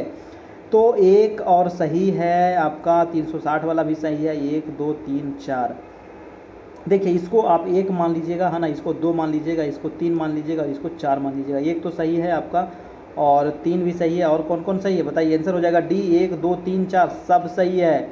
जी हाँ, यहाँ पर जो है आपका दिया गया ये सभी आपका सही है, यानी कि अनुच्छेद 48 से 51 तक भारत के नियंत्रक महालेखा और परीक्षक की शक्तियों को संबंधित है, यानी कि एक भी सही है। क्षमादान 72 में दिया गया है आपको। ये अनुच्छेद कई बार एग्जाम में पूछा गया है। 143 के बारे में पूछा गया है, सुप्रीम कोर्ट के सलाहकार का क्षेत्राधिकार। 360 के बारे में बहुत बार एग्जाम में पूछा गया है। वित्तीय आपातकाल, भारत में अभी भी एक भी बार वित्तीय आपातकाल लागू नहीं हुआ है ना। भारत में 3 प्रकार के आपातकाल का प्रावधान किया गया है ना, राष्ट्रीय आपात और राष्ट्रपति शासन और वित्तीय आपात, ठीक है। और ये वाला भी आपका बिल्कुल ही सही है। अगला प्रश्न चलते हैं आपका 14 नंबर। मौलिक कर्तव्य का वर्णन अनुच्छेद कितने में किया गया? जी हाँ, मौलिक कर्तव्य का जो वर्णन किया गया है वो अनुच्छेद 51 के क में किया गया है ना, 51 के क में किया गया है। और ये 42वें संविधान संशोधन हुआ था 1976 ईस्वी में। 1976 में उसमें आपको जोड़ा गया था मौलिक कर्तव्य को। जब इसको जोड़ा गया था 42वें संविधान संशोधन में, तो इसमें 10 मौलिक कर्तव्य थे, ठीक है। लेकिन वर्तमान में कितने मौलिक कर्तव्य है? तो वर्तमान में है आपको 11 मौलिक कर्तव्य, ठीक है। ये चीज़ आप ध्यान रखिएगा, इसके बारे में आपको यहाँ पर नहीं दिया हुआ है कुछ। जो चीज़ मैंने बता दिया उसको आप नोट कर लीजिएगा, ठीक है। मौलिक कर्तव्य जो लिया गया था, ये लिया गया था आपको रूस से लिया गया था। सरदार स्वर्ण सिंह समिति की अनुशंसा पर मौलिक कर्तव्य को जोड़ा गया था, ये भी याद रखिएगा, है ना। सरदार स्वर्ण सिंह समिति की अनुशंसा पर आपका।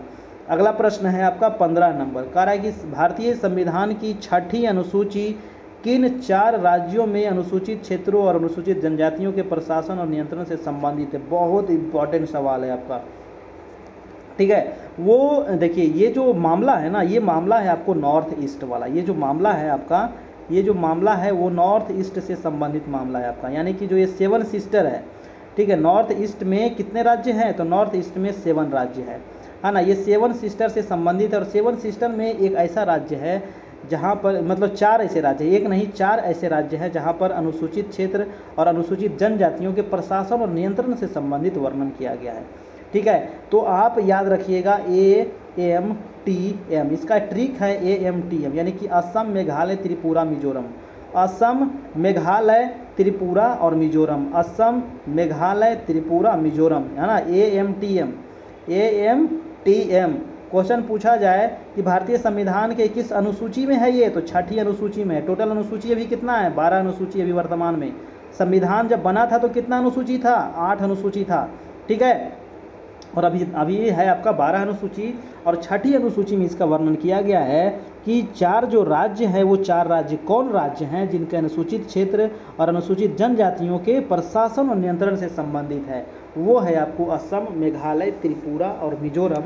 आंसर हो जाएगा आपका, आंसर नंबर बी हो जाएगा आपका। ठीक है, चलिए यहाँ पर देखिए आपको दिया गया कि संविधान की 5वीं अनुसूची असम, मेघालय, त्रिपुरा, मिजोरम। देखिए यहाँ पर छठी अनुसूची कर लीजिएगा, है ना। 4 राज्यों को छोड़कर किसी भी राज्य में अनुसूचित क्षेत्रों और अनुसूचित जनजातियों के प्रशासन नियंत्रण से संबंधित है, जिसे भारतीय संविधान की छठी अनुसूची से अलग किया गया, अलग से लिया गया है आपको। ठीक है, तो इसका आंसर हो जाएगा आपका आंसर नंबर बी। ये हमेशा पूछा जाता है आपको, असम, मेघालय, त्रिपुरा, मिजोरम आपका।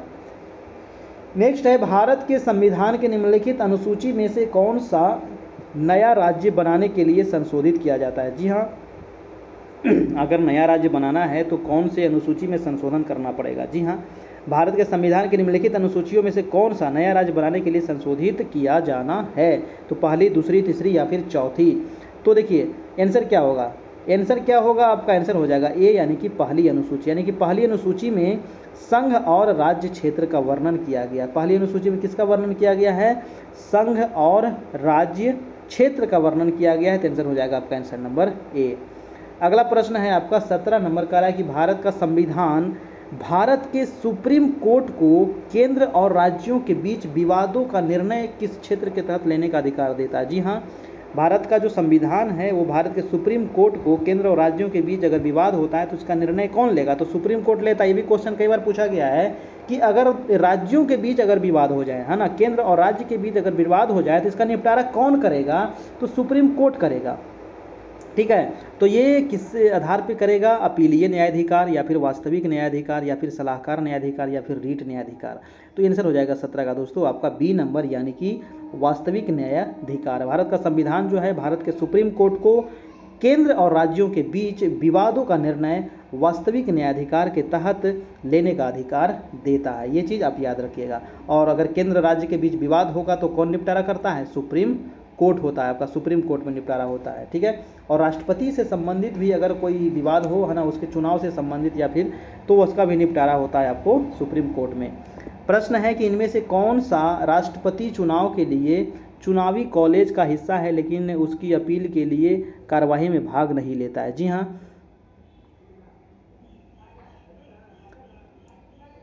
ये क्वेश्चन कर रहा है कि राष्ट्रपति के चुनाव में भाग लेता है ना, ये थोड़ा सा गलत लगता है, टाइपिंग हो गया यहाँ पर। राष्ट्रपति के चुनाव में यहाँ पर भाग लेता है लेकिन वो अपील की कार्यवाही में भाग नहीं लेता है। लोकसभा, राज्यसभा, राज्य विधानसभा या फिर राज्य विधान परिषद।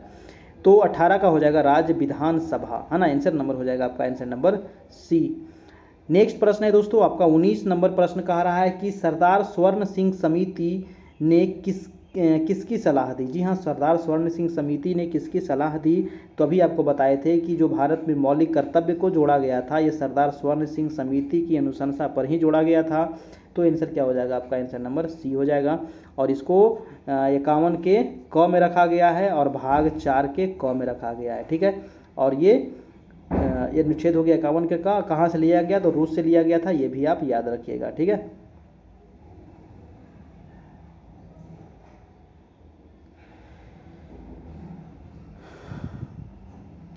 नेक्स्ट प्रश्न है आपका कि लोकसभा की सर्वाधिक सीट अनुसूचित जनजाति को किस प्रदेश में मिलता है दोस्तों।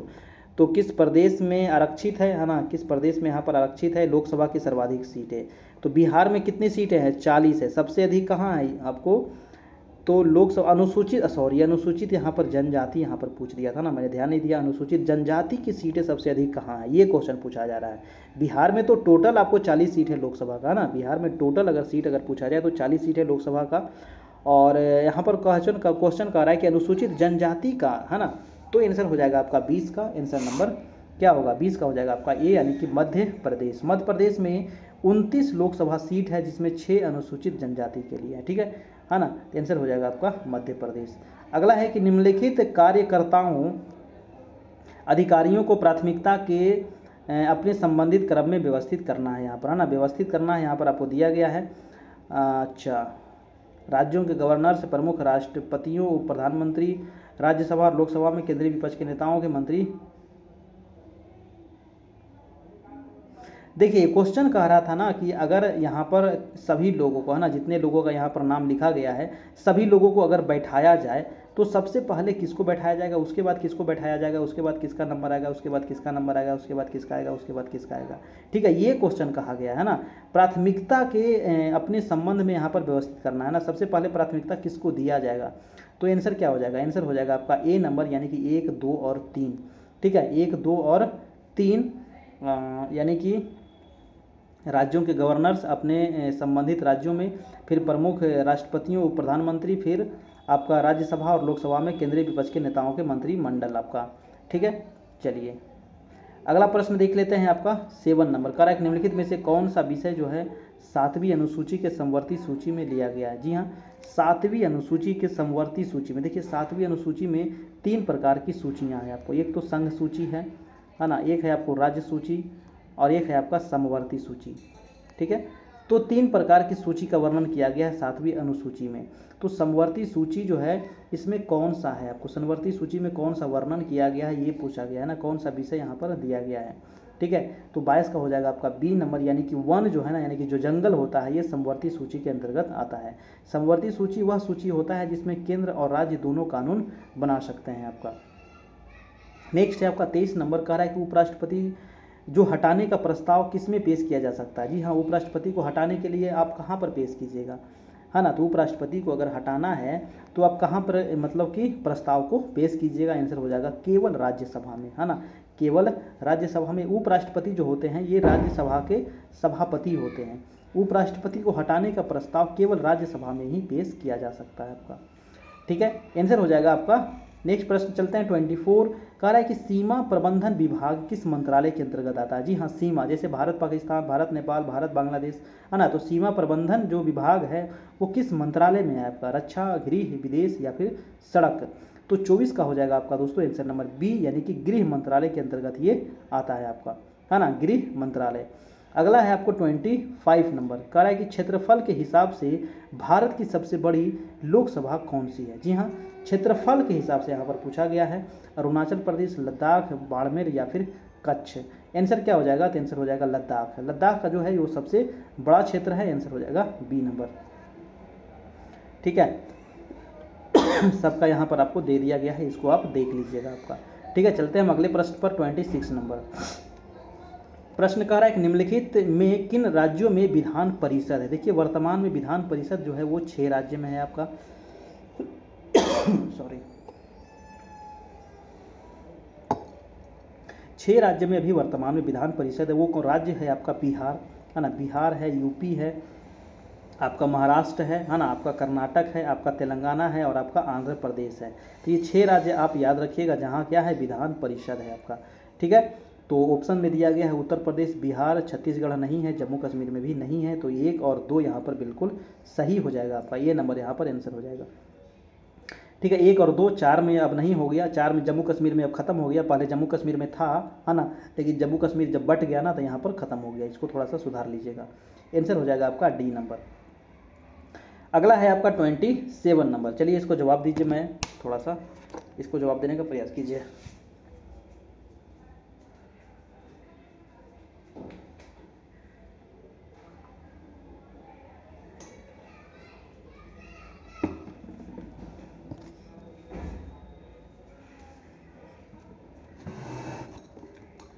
चलिए 27 प्रश्न क्या कह रहा था कि अंडमान और निकोबार संशोधन विनियमन 2012 संविधान के अनुच्छेद 240 के तहत जारी किया गया है, जो राष्ट्रपति को केंद्र शासित प्रदेशों के मामले में आदिवासी जनजातियों की सुरक्षा के लिए ऐसे उपाय करने की शक्ति प्रदान करता है।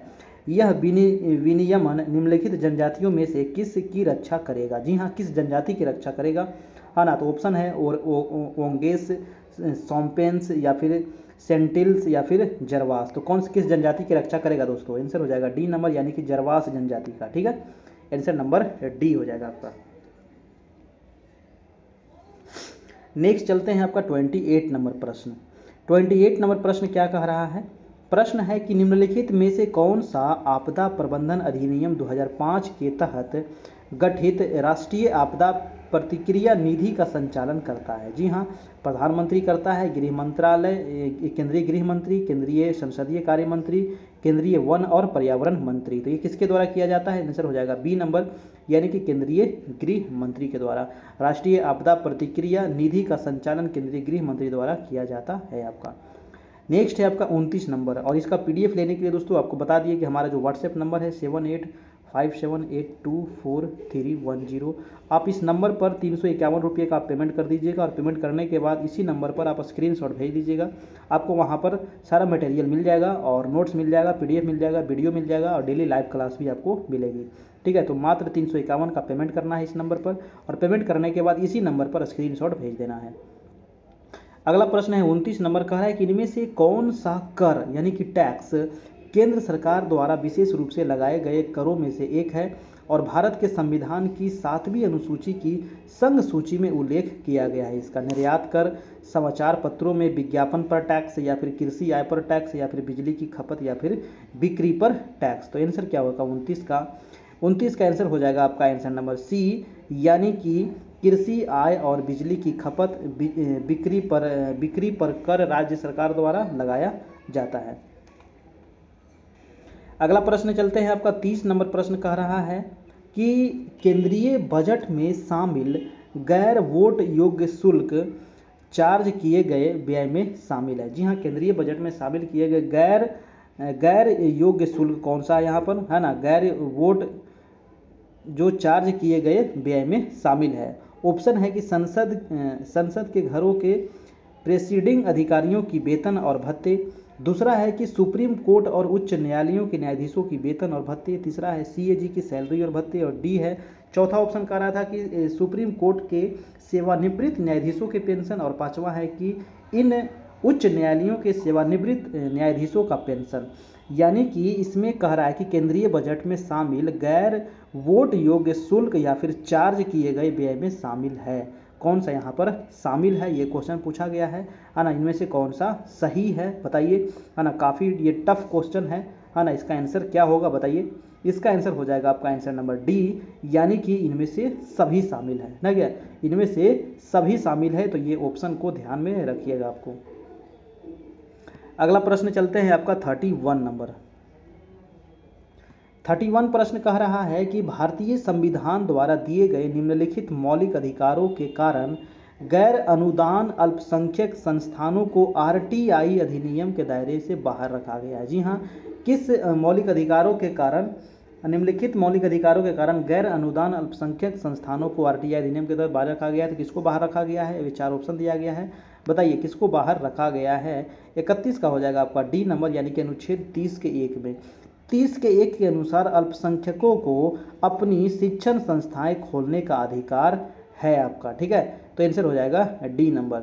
अगला है आपका 32 नंबर, कह रहा है कि भारतीय संविधान का अनुच्छेद 20 एक महत्वपूर्ण मौलिक अधिकार है। ठीक है, अनुच्छेद 20 एक मौलिक अधिकार है क्योंकि यह अपराधों के लिए दृढ़ विश्वास के संबंध में सुरक्षा प्रदान करता है। अनुच्छेद 20 के तहत अपराध के आरोपी व्यक्तियों को कौन सी सुरक्षा प्रदान नहीं करता है ना? कौन सी सुरक्षा प्रदान यहाँ पर नहीं की गई है ना? जो अपराधी हो गए उनकी कौन सी सुरक्षा नहीं दी गई है?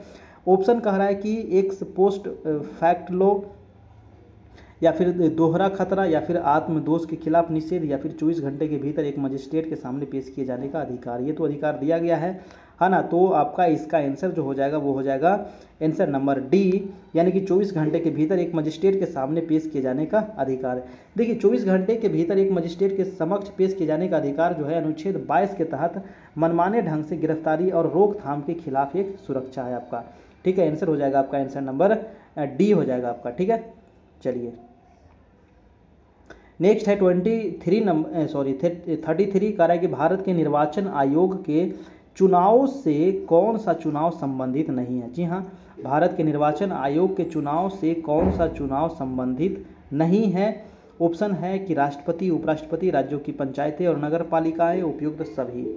बताइए आंसर क्या होगा 33 का? निर्वाचन आयोग के चुनाव, है ना? निर्वाचन आयोग के चुनाव आंसर हो जाएगा सी नंबर, यानी कि जो राज्यों की पंचायतें और नगर पालिकाओं का जो चुनाव होता है ये किसके द्वारा होता है?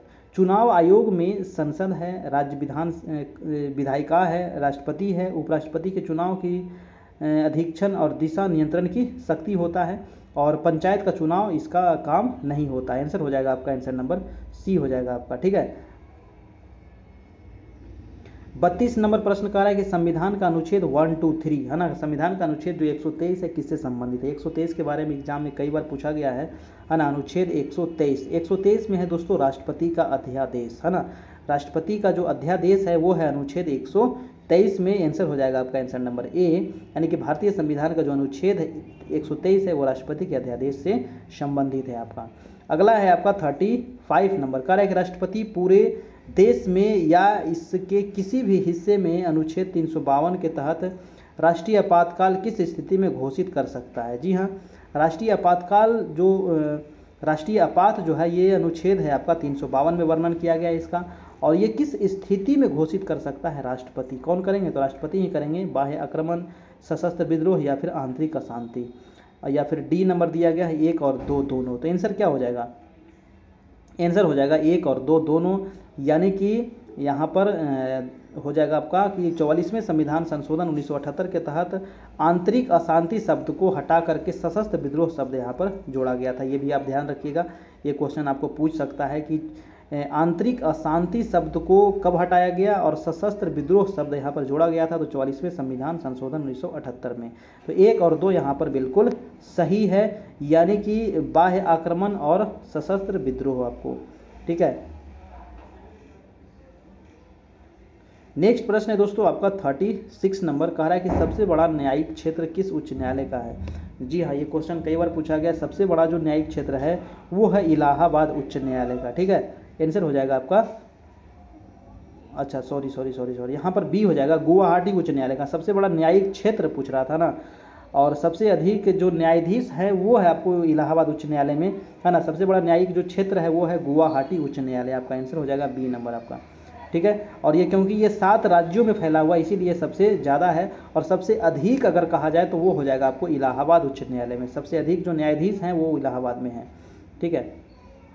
37 प्रश्न है कि निम्नलिखित में से किन बिलों के लिए संसद के दोनों सदनों की संयुक्त बैठक करके गतिरोध को हल करने के लिए कोई संवैधानिक प्रावधान नहीं है। जी हाँ, अगर संसद के दोनों सदनों की बैठक करना है किस बिल के लिए, अच्छा किस बिल के लिए कह रहा है, साधारण विधेयक, धन विधेयक, संविधान संशोधन या फिर 2 और 3। तो गतिरोध को हल करने के लिए कोई संवैधानिक प्रावधान यहाँ पर नहीं है। तो आंसर हो जाएगा डी नंबर, यानी कि 2 और 3, यानी कि धन विधेयक और संविधान संशोधन विधेयक। देखिए, संविधान संशोधन विधेयक और धन विधेयक के लिए संयुक्त सदन का प्रावधान नहीं किया गया है। आंसर हो जाएगा आपका आंसर नंबर डी। अगला है आपका 38 कि प्रधानमंत्री कार्यालय यानी कि पीएमओ के बारे में कौन सा कथन यहाँ पर असत्य है यानी कि गलत है। प्रधानमंत्री कार्यालय के बारे में कहा कि संवैधानिक संस्था है, यह प्रधानमंत्री के लिए कर्मचारी एजेंसी है, इसे एक विभाग की स्थिति दी गई है, इसके अंतर्गत कोई संलग्न और अधीनस्थ कार्यालय नहीं है।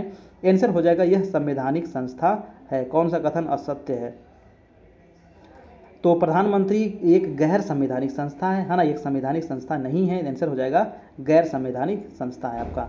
अगला है आपका 39 नंबर प्रश्न, कह रहा है कि संविधान की कई प्रमुख विशेषताएं हैं जैसे कि संघीय संरचना, प्रांतीय स्वायत्तता, एक द्विवार्षिक केंद्रीय विधायिका और शक्तियों को अलग करने का सिद्धांत। ये सभी चीज़ जो है ये कहाँ से लिया गया है ना, तो ये सब चीज़ कहाँ से लिया गया है, तो आंसर क्या हो जाएगा, भारत सरकार अधिनियम 1935 से लिया गया है। आंसर हो जाएगा भारत सरकार अधिनियम। भारत में देखिए जो संविधान बना ना उसमें 90% जो चीज़ें ली गई है वो भारत सरकार अधिनियम 1935 से ही लिया गया है। कुछ कुछ चीज़ें अलग अलग जगहों से लिया गया है, जैसे कि मौलिक अधिकार अमेरिका से, है ना, और नीति निर्देशक तत्व जैसे आयरलैंड से लिया गया है ना। और आपको बहुत सारा चीज़ है जैसे समवर्ती सूची ऑस्ट्रेलिया से लिया गया है, ठीक है। मौलिक कर्तव्य हो गया रूस से लिया गया है, आपको संसदीय शासन प्रणाली ब्रिटेन से लिया गया है, संघीय हो गया आपको कनाडा से लिया गया है, ठीक है। तो कुछ कुछ चीज़ जो दूसरे संविधान में जैसे संशोधन लिया गया है दक्षिण अफ्रीका से लिया गया है आपको, ठीक है। तो ये चीज़ आप याद रखिएगा। अगला प्रश्न है आपका 40 नंबर, करेक्ट निम्नलिखित में से कौन सी भाषा संविधान की 8वीं अनुसूची में नहीं है, बताइए। 8वीं अनुसूची में अभी आपको बताए थे कि अभी टोटल जो कितने भाषा है तो 22 भाषा है, और जब संविधान बना था तो कितना भाषा था, तो 14 भाषा था। तो अभी इसमें कौन सा नहीं है, संस्कृत है, कश्मीरी है, नेपाली है, फारसी का वर्णन इसमें नहीं किया गया है। आंसर हो जाएगा आपका ए नंबर, ठीक है। आंसर हो जाएगा ए। तो आज है देखिए आपका 75 प्रश्न यहाँ पर कंप्लीट हो गया है, और ये टेस्ट जो था 47 नंबर टेस्ट था, काफ़ी इंपॉर्टेंट टेस्ट था। 1-2 प्रश्न में यहाँ पर थोड़ा सा कन्फ्यूजन लग रहा था, उसको कभी बाद में सॉल्यूशन कर दिया जाएगा, है ना, उसको देख लीजिएगा आप लोग भी, ठीक है। और इसका अगर पीडीएफ चाहिए तो पीडीएफ के लिए मैं आपको बता दिया था कि पीडीएफ के लिए दोस्तों आपको 351 रुपये का पेमेंट करना होगा। सिर्फ एक बार पेमेंट करना है इस नंबर पर, जो नंबर आपको दिख रहा है 7857824310। और उसके बाद जब तक आपकी एग्ज़ाम न हो जाए तब तक आपको पीडीएफ, नोट्स, वीडियो सब चीज़ ग्रुप में आपको मिलता रहेगा, ठीक है। जो लोग भी पेमेंट करेंगे तो स्क्रीनशॉट जरूर ले लीजिएगा और हमारा इसी नंबर पर भेज दीजिएगा। फिर आपको वहाँ पर ग्रुप का लिंक मिलेगा, उस ग्रुप को आप ज्वाइन कर लीजिएगा और सारा मटेरियल आपको जो भी है, आपको पीछे वाला आगे वाला सब चीज़ आपको वहाँ पर मिल जाएगा दोस्तों, ठीक है। और टेलीग्राम ग्रुप है हमारा, है ना, ये टेलीग्राम ग्रुप है, तो टेलीग्राम को भी आप ज्वाइन कर सकते हैं। यहाँ पर भी आपको टेस्ट वगैरह होते रहता है ना, यहाँ पर भी क्वेश्चन पोस्ट किया जाता है, यहाँ से भी आपकी मतलब रिवीजन होते रहेगा, ठीक है। तो कैरियर परिवार, आप टेलीग्राम को सबसे पहले आप प्ले स्टोर में जाइएगा, वहाँ से टेलीग्राम ऐप को आप डाउनलोड कर लीजिएगा। उसके बाद कैरियर परिवार सर्च कीजिएगा तो मेरा ग्रुप आ जाएगा, उसको आप ज्वाइन कर लीजिएगा। लगभग 1700 लोग अभी इसमें जुड़ चुके हैं, है ना। चलिए तो फिर मिलेंगे हम कल अगले क्लास में, ठीक है दोस्तों। तो आज इतना ही रहने देते हैं, और अगर वीडियो अच्छा लगा हो तो एक लाइक ज़रूर कर दीजिएगा। चैनल पर नए हैं, चैनल को सब्सक्राइब कर लीजिएगा और अपने दोस्तों को शेयर कीजिएगा ताकि उनको भी थोड़ा सा फ़ायदा हो सके, ठीक है। तो आज इतना ही रहने देते हैं, फिर मिलते हैं हम नेक्स्ट क्लास में। तब तक के लिए good night, good bye and take care. धन्यवाद आप सभी का बहुत बहुत।